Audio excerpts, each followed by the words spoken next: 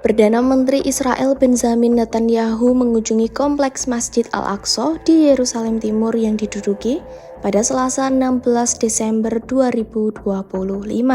Kunjungan ke kompleks Al-Aqsa itu dilakukan Netanyahu dalam rangka perayaan Hanukkah. Kunjungan itu dilakukan di area tembok barat atau tembok Al-Buraq yang merupakan bagian dari kompleks Masjid Al-Aqsa dan menjadi situs suci bagi umat Muslim maupun Yahudi.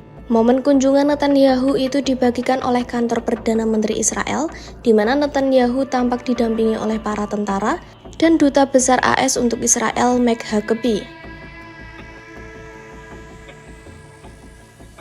Namun, kunjungan Netanyahu ke kompleks Al-Aqsa itu mendapat kecaman dari kegubernuran Yerusalem. Menurut mereka, kunjungan itu merupakan langkah provokatif baru yang berpotensi memicu ketegangan di wilayah tersebut.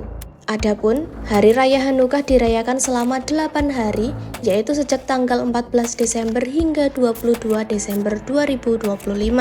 Dilaporkan, sejak 15 Desember 2025, lebih dari 210 warga Israel ilegal telah memasuki kompleks Masjid Al-Aqsa untuk merayakan Hanukkah.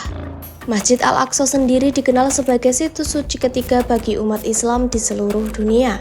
Di sisi lain, umat Yahudi menyebut kawasan itu sebagai Temple Mount dan meyakini lokasi tersebut sebagai tempat berdirinya dua kuil Yahudi pada masa kuno. Sementara Israel telah menduduki Yerusalem Timur, termasuk kawasan Masjid Al-Aqsa, sejak Perang Arab-Israel pada tahun 1967. Pemerintah Israel kemudian mencaplok seluruh wilayah Yerusalem Timur pada 1980, namun langkah tersebut tidak pernah diakui oleh komunitas internasional.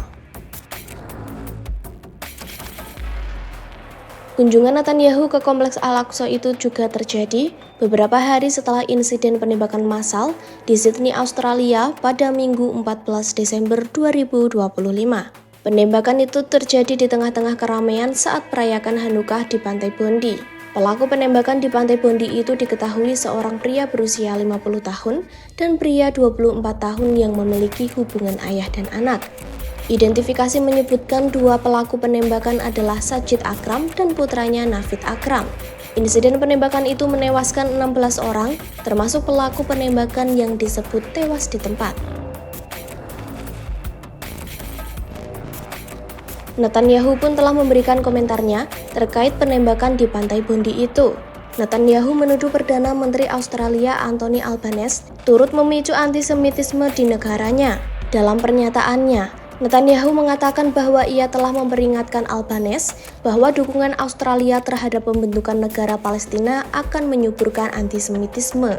Netanyahu juga menuding pemerintah Albanese tidak melakukan apapun untuk menghentikan penyebaran antisemitisme di Australia. לפני כמה חודשים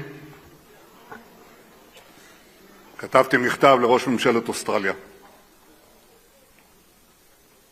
אמרתי לו שהמדיניות שלהם, אני אקריא את זה באנגלית ואחר כך אני אתרגם.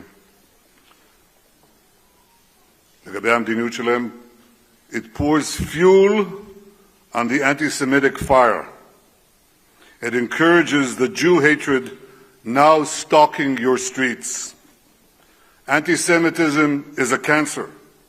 It spreads when leaders stay silent and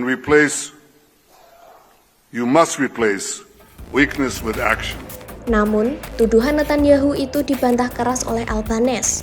Albanese menegaskan tidak ada hubungan antara keputusan diplomatik tersebut dan tragedi di Pantai Bondi. Ia juga mengatakan pengakuan terhadap negara Palestina merupakan bagian dari solusi dua negara yang dapat membawa perdamaian di Timur Tengah.